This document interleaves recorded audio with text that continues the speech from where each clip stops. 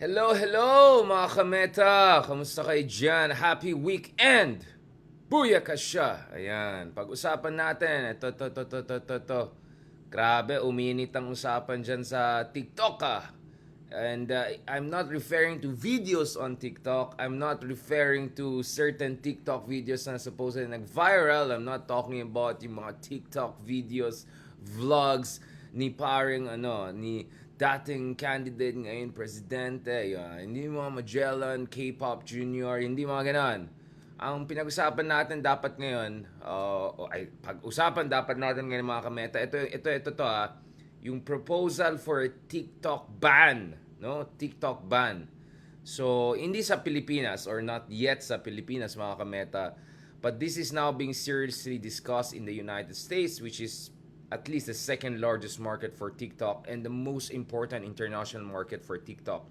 Of course, katulad ng alam niyo mga kameta, ang TikTok po, it was founded just barely over a decade ago in 2012 by someone who wanted to be the Steve Jobs and the Mark Zuckerberg of China.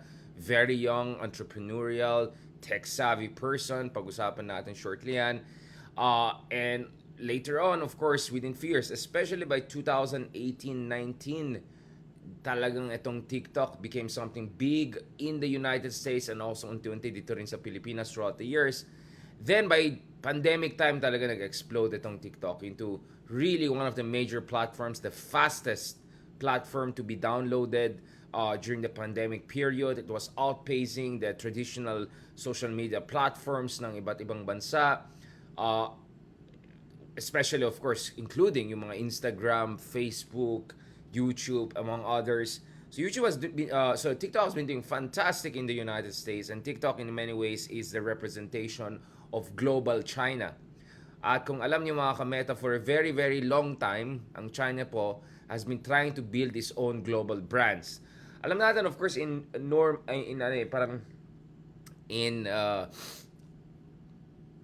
how should I put it?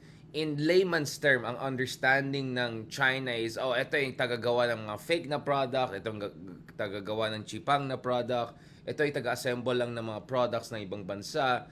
And China has been very aware of that. And China knows that historically, countries like Taiwan, countries like Japan, countries like Korea used to also go through a similar phase where when assemble lang sila, or if you remember movies in the 1980s, of course you don't remember the movies per se kasi marami sa inyo hindi pa pinanak, but if you watch movies from the 1980s, kunyari pinagtatawanan yung mga umbrella na made in Taiwan.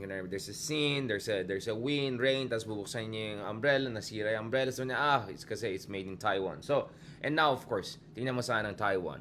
Now of course, tingnan mo saan ang South Korea, and of course Japan. These are one of the leading technological, not only industrial powers in the world. So ang hope ng China is one day makamit niya yung ganitong status, that they'll not only be a high-income country, highly industrialized country, but also a technological superpower. So the rise of companies like TikTok has been very much central to dun sa grand strategy ng China to become a global technological leader. And what's fascinating with China, mga kameta, is that their rise as global technological leader is, much faster and much more successful than many people anticipated, probably including in China. So if you look at the cell phone markets, for instance, yung mga Xiaomi, well, not as much Huawei kasi medyo mahal na rin Huawei, no?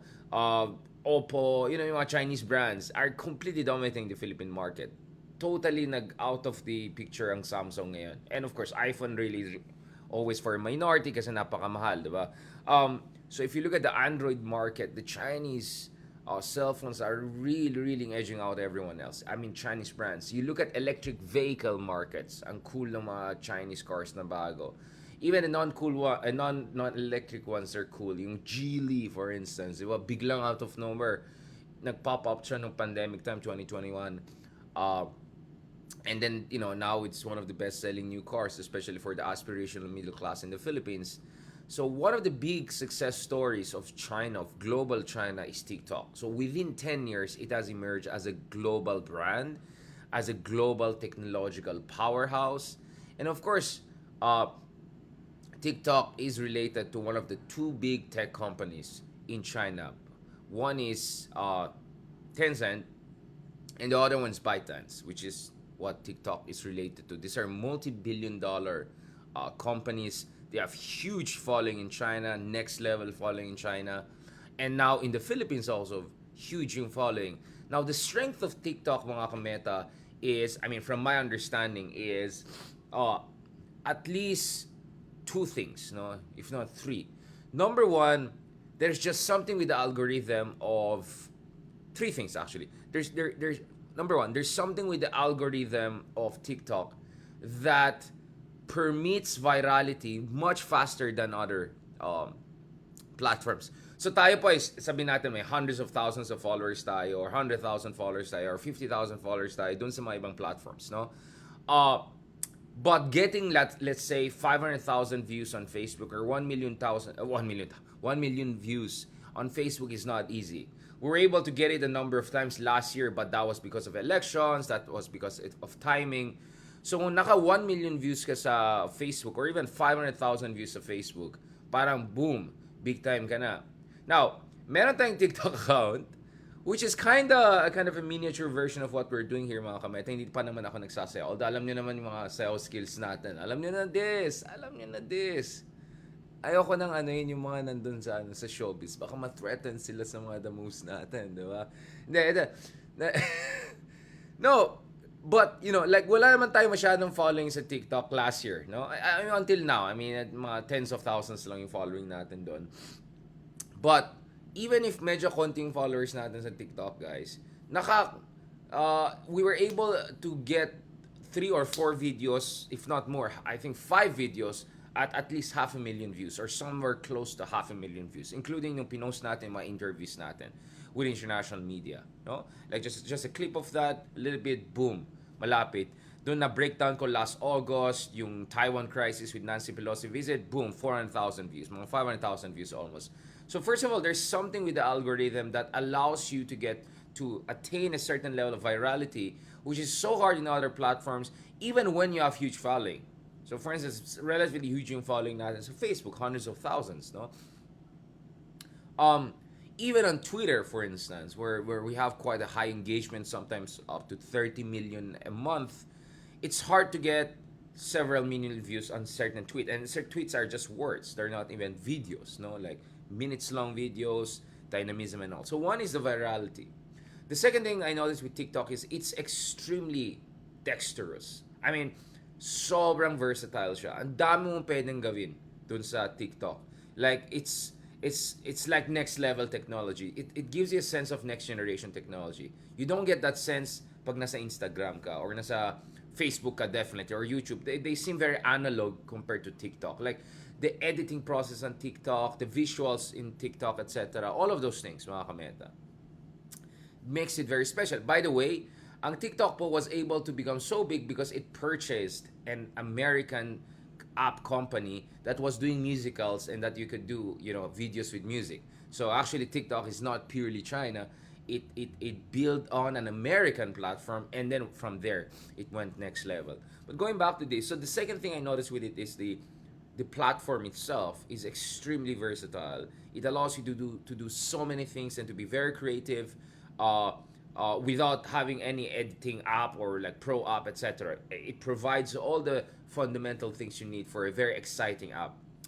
The third thing is kind of related to number one also, is it's much easier to build up following very fast. So there are kids, for instance, who were able to build up 60 million following like within, 1 year and a half or 2. See, PewDiePie of YouTube, like it took him like 10 years to have like 60, 70 million following on YouTube, for instance. But on TikTok, there are people who were able to get 60 million following in 1 to 2 years, for instance, right? So when you put those three things together, it's so easy to understand why TikTok is extremely, extremely influential. And why bentang-benta talagang TikTok. At maraming tao nakikiride dun sa TikTok. Now, in fact, you can add a fourth element here, which is on the consumer side. It looks like there's something with TikTok videos that very much appeals to our era of short attention span, right? In short, nakaka-addict siya, no? For thankfully not us, but a lot of people really love TikTok because it's constantly giving you that stimulation, right? That good hormones rush. It constantly gives you that boom, boom, boom, boom, boom. So there's really something going on there with TikTok. No, and of course, look at the visuals, how cool it looks. It kind of looks like a discoteca, 1970s retro style with those, ko lang na lang yung mga ganyan-ganyan ka na lang doon, di ba? There's some sort of a disco, feels to it. Tanggalin ko nga, mamaya, mukhang hindi na naman natin mapag-usapan sila, sila Robin P. and Richard G. So tanggalin ko na lang sila, okay. Wala priorities, ibang priorities. Ito, balik tayo dito sa TikTok. So ito yung mga TikTok, no? Ka-TikTok, no? So if you look at TikTok, there's so many things that make it extremely competitive, not only in China but in the global market, no? Now, having said that, mga kameta, let's go to the other side of the coin. Now, we know very well that there has been criticism of big tech companies in the US, including Facebook, including YouTube, for contributing to disinformation, for creating rabbit holes of disinformation and conspiracy theories, for exacerbating polarization in society, and also, of course, all sorts of concerns raised with corporate management of these companies. So now, Elon Musk taking over Twitter, one shenanigan after the other, nakakalat siya dito, his stupid policy on like easily getting the blue verification by just going to the Twitter blue allowed a lot of people to imitate many other people, important people, including himself, and that created a lot of trouble. People were suddenly making, verified pages in the name of state government agencies, and then you can imagine how scary things would be. Like someone pretends to be Pentagon and then declares that we're launching a bomb against another country, and then the other country could think that it's real, diba? So, at dami mga kasyungan itong si Elon Musk when he took over Twitter. And then, of course, a lot of criticisms against Mark Zuckerberg for not doing enough to deal with disinformation. Maria Ressa, of course, one big reason she caught the attention of the West, and eventually I think that landed her the Nobel Peace Prize. Joint Nobel Peace Prize is because of her efforts to highlight itong contribution ng mga normal big tech, Western tech platforms to the disinformation, democratic polarization problem. Kasama rin din dyan, of course, yung concern about big tech companies being monopolistic, oligopolistic, big tech companies, really dominating the economy, the global economy, the US economy. And also, more recently, because of dun sa blowing up of the Silicon Valley Bank, SVB, many people are also wondering if, something crazy like casino-style finance is happening in the big tech sector. So there are all sorts of those concerns, no? But let's not forget, at the end of the day, these are private corporations that can be subjected to congressional overview, are subjected to American law. And America is not a perfect country. It has done many mistakes throughout the years through its military intervention abroad. There are many problems with the US. But at the end of the day, US has a semblance of rule of law. It's an open political system. You can follow what's the latest thing happening here and there. Even when there are conspiracies, you have people making movies about conspiracies. You can criticize the government. It has an extremely, I would say, aggressive oversight of different politicians. Now, there are, of course, biased media against the other side, like Fox News against Democrats, kung Democrat president, then you have CNN versus the president, kung Republicans, so on and so forth. So, it's an extremely open system, right? Extremely open system. It's not a perfect democracy. It has huge problems, but open system. So, these companies, at the end of the day, are in one way or another answerable to what's happening there. Of course, abroad also, Facebook has been held answerable by the European Union, in terms of certain policies that they have. And even in Australia, a lot of democracies are pressuring these big tech companies to be more accountable. Now, and this brings us to China, because we always hear, well, this is just another tech company. Well, don't worry, Facebook and all are spying on us. Probably they're listening to what we're saying. Kasi maraming beses, di ba, parang may sasabihin ka lang sa kaibigan mo, next thing you know, biglang may nagpa-pop up na advertisement dun sa Facebook mo. It's like, wait, nag-eavesdrop pa kayo. You know what I'm saying? Like, there are all sorts of those conspiracy theories. But we don't know how far the surveillance is going on with these apps in order to make sure that they perfect their advertising technology, etc. Now, but when we come to TikTok, it's a different picture. First of all, let's not forget China does not allow any of these big American companies to operate there. Facebook is not allowed in China. Twitter is not allowed in China unless you're government official. Suddenly, meron na silang Twitter. They're very active on Twitter and attacking American democracy and defending China's virtues. Um, Even LinkedIn was banned, I think, in China, or pulled out of China recently because of a lot of censorship and restrictions. So China, first of all, is not open to these companies coming in. It only allows for domestically approved and domestically built companies to operate. But where things get tricky, mga kameta, is this, diba? So if you look at it, initially Donald Trump was the first major Western leader to talk about banning TikTok. Now the problem with Donald Trump is that he has quite a reputation, and he was even accused of being racist, right? Including how he was terming the COVID-19 pandemic, diba? Um, but he had an effort to ban TikTok. Now this effort was overturned because of resistance by the courts, etc. Because hindi naman pwedeng basta you just come up with whatever national security and you close down a company. No.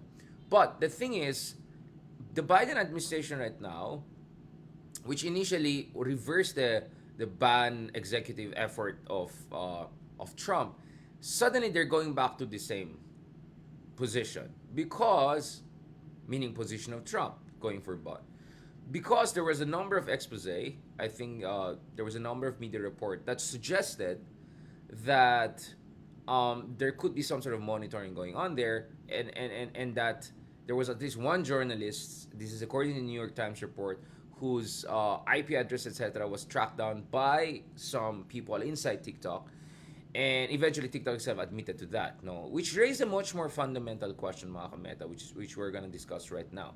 So first of all, as you know, now hindi na allowed ang TikTok app on the.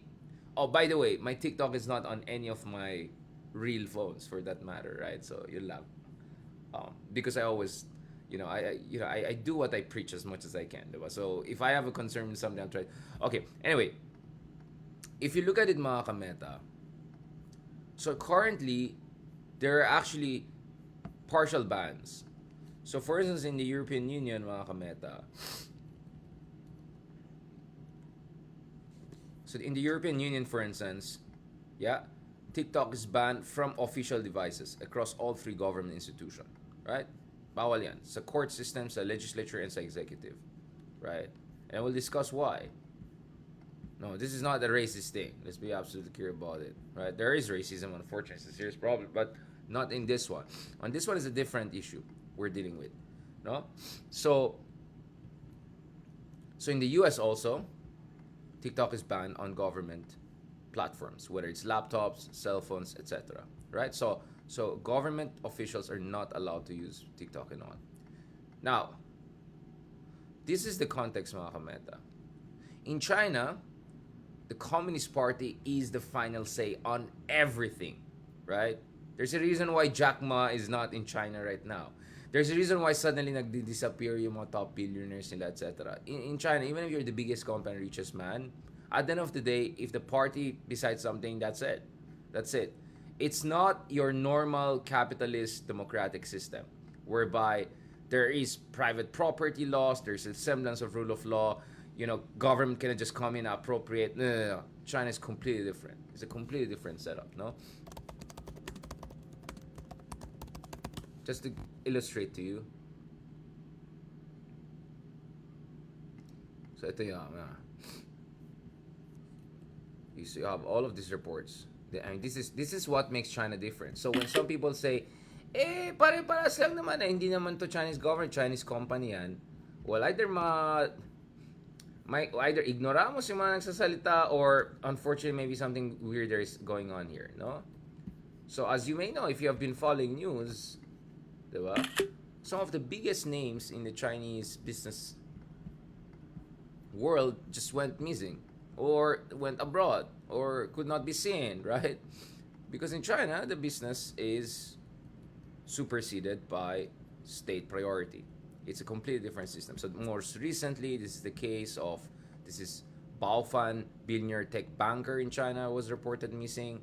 So the census probably is being investigated, etc. Or who knows, right? This is China. So Baofan, Chinese chief executive China Renaissance Holdings, had not been able to be reached in recent days.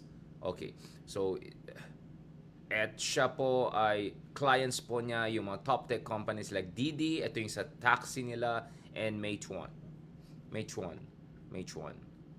And then of course earlier also you had Jack Ma. I think Jack Ma is now in Japan, if I'm not mistaken. He's just residing in Japan, and because, well, we know that Jack Ma the other year kind of criticized regulators in China for being too interventionist. Next thing you know, he was eased out of his own company, right? So this is the situation we have in places like Japan, like China. One second lang.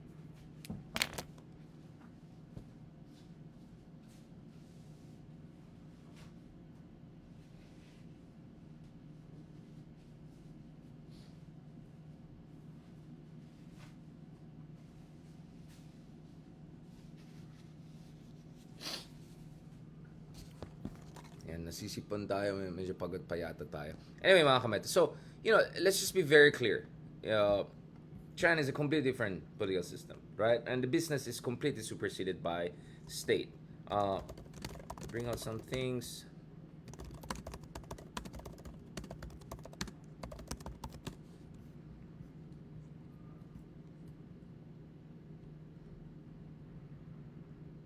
So it's not only the state companies, it's also major businesses in China that at the end of the day are answerable to the Communist Party. This is absolutely clear. It's quite different in the case of US, Europe, etc., because companies can fight back, and you cannot just appropriate things they got after, right? So first of all, let's get the systemic distinctions very, very clear, because they're not the same. And that's what has raised concern right now, because the founder of TikTok, top guy of TikTok, has been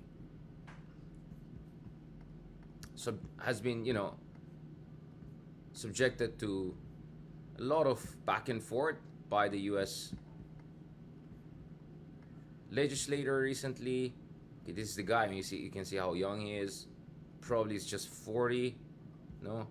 Pagka K-pop ang ano natin, di ba? Fresh. But that's it, I mean, he has been grilled over the past 24 hours. Some people found it excessive, some people found it unfair, some people even found it racist, whatever. But this is really the meat of the matter. The admission that Chinese parent company of TikTok has access to data of Americans who use TikTok in the US. So TikTok has a branch there in US. The data there is transferred back, or the mother company in China has an access to it. And of course, being China, on national security ground, any moment, right? Any moment, the Chinese government can come in and have access to anything based on national security grounds. Okay, so let me show you the specific law that allows that.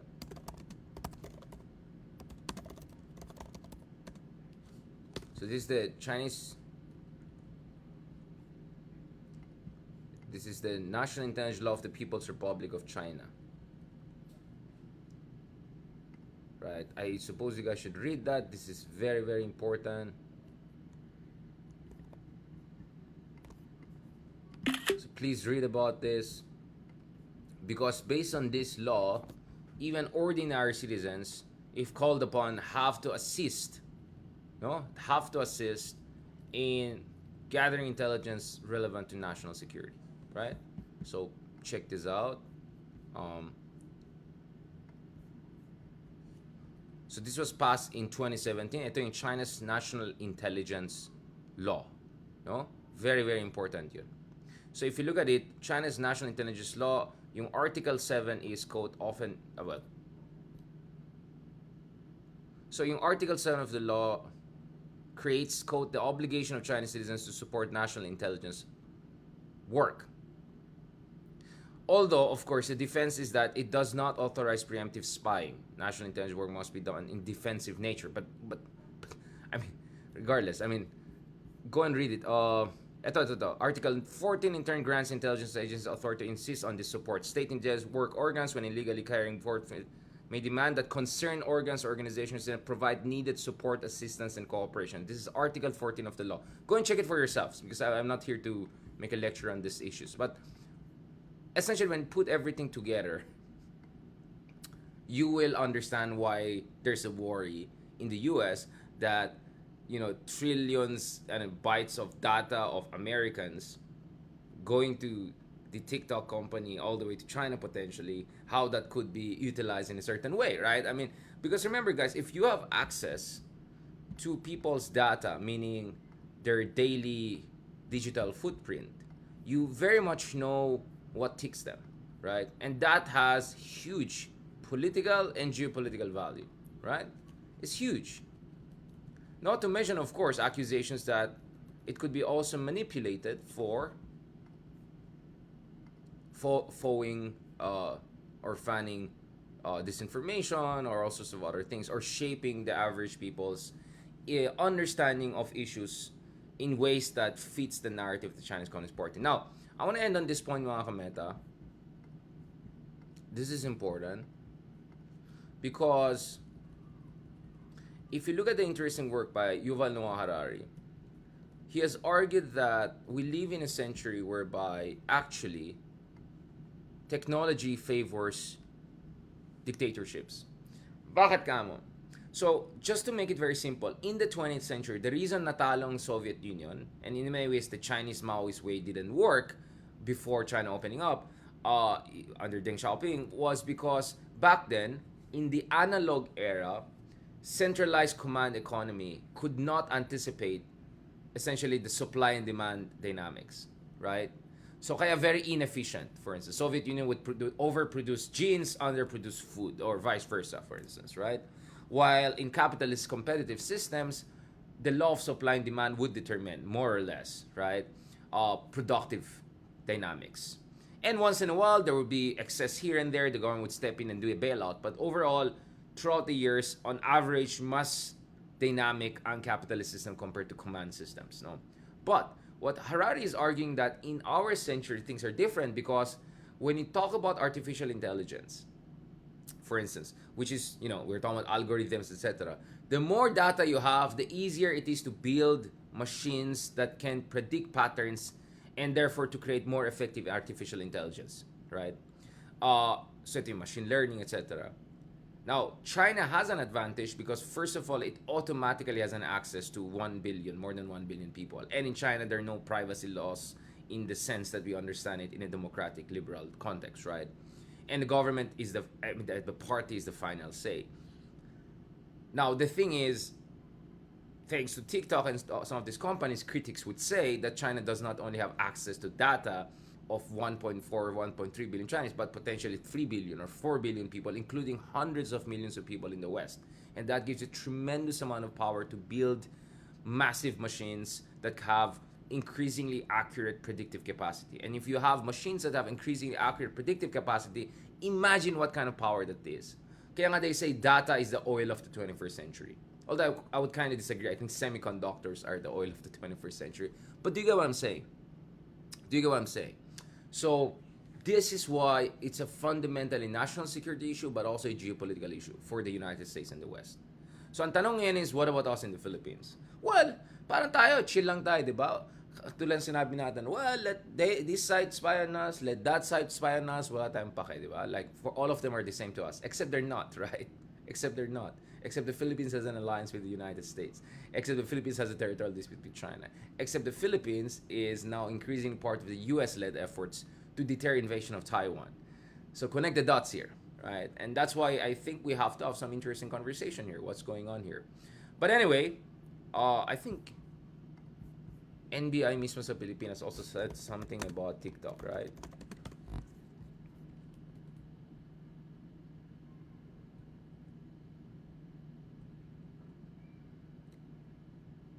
Yeah, but it said something about it. But I remember there was something about, parang said na, even if na-delete mo na yung TikTok app sa phone mo, parang hindi mawawala yung effect or something like that, right?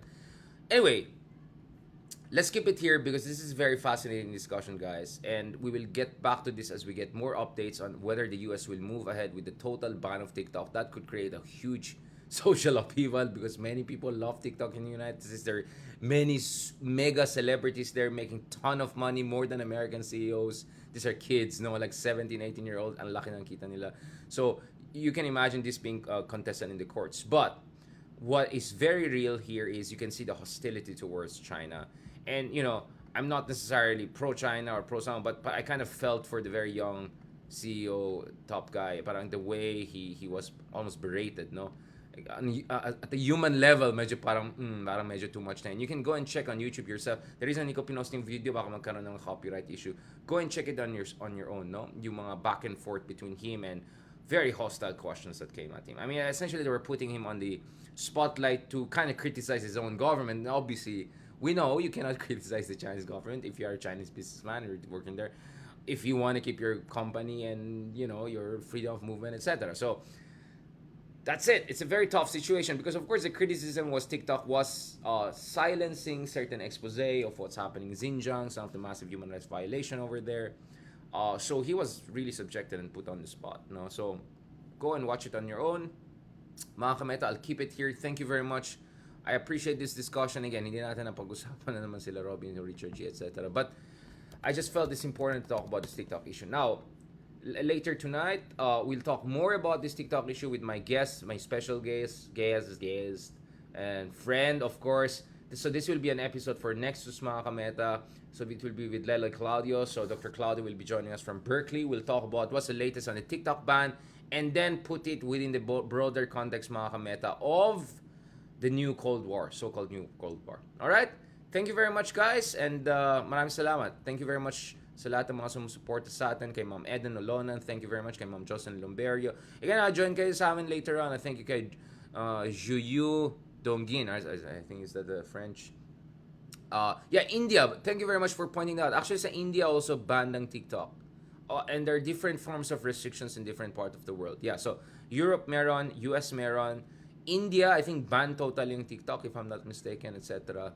Akin naman, di mag-develop na yung sarili natin. Hindi naman ganun ka-complicated. I mean, if China was able to do it within a few years, and, I'm sure we can also make it. Or let's see what the other tech companies provide. Alright?